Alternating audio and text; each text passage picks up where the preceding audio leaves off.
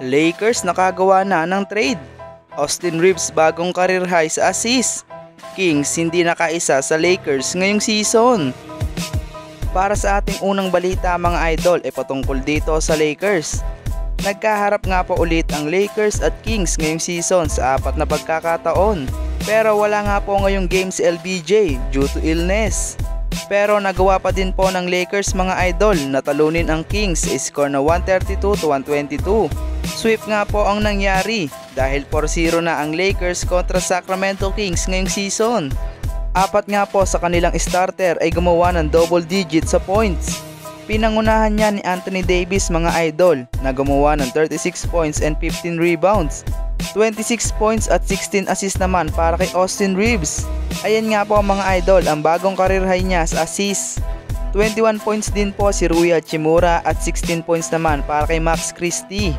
Ang nanguna naman po sa scoring off the bench ay ang kanilang rookie na si Dalton Knecht na gumawa ng 18 points at 2 rebounds. Kahit nga po wala si LBJ sa laban nila sa Kings ay nag-step up naman ang iba nilang mga players. Kaya naman bigyan natin sila ng credits. Para naman sa sumunod na balita mga idol ay patungkol dito sa naganap na trade. Official na nga pong na-trade si D'Angelo Russell sa Brooklyn Nets kapalit ang 3&D player na si Dorian Finney-Smith. Sa dinami-dami ng rumors dito sa Lakers, sa wakas ay nakagawa na sila ng move. Ang full detail sa trade na ito ay makukuha ng Lakers sina Dorian Finney-Smith at Shake Milton. Samantalang mapupunta naman po sa Brooklyn Nets sila D'Angelo Russell, Maxwell Lewis at 3 second round pick ng Lakers. Madami nga po ang natuwa sa balita na ito dahil isang shooter at magaling na defender ang nakuha ng Lakers. Pero may mga nalungkot din sa pagkakatrade ni D'Lo. Isa na nga po ako doon mga idol. Dahil tinanggap ni D'Lo kung anong role man ang ibigay sa kanya ni JJ Redick.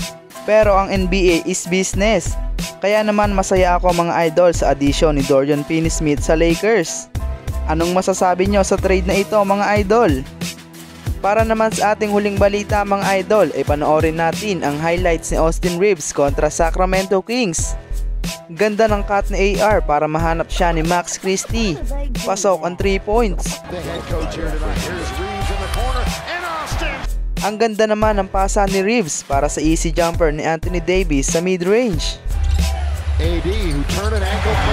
Nice pass ulit by Austin Reeves para sa Lakers rookie. Pasok naman po ang long 3-point shot ni Austin Reeves sa harap ng Kings big man. Inakit naman po ng Lakers guard ang depensa ni Sabonis at Ellis. Sabay behind the back pass para sa open na si Rui Hachimura. Solid naman po ang alley-oop play para kay Anthony Davis. Nakita naman ni Austin Reeves ang cutter na si Dalton Knecht. Nice pass by AR-15. Anong masasabi nyo sa video na ito mga idol?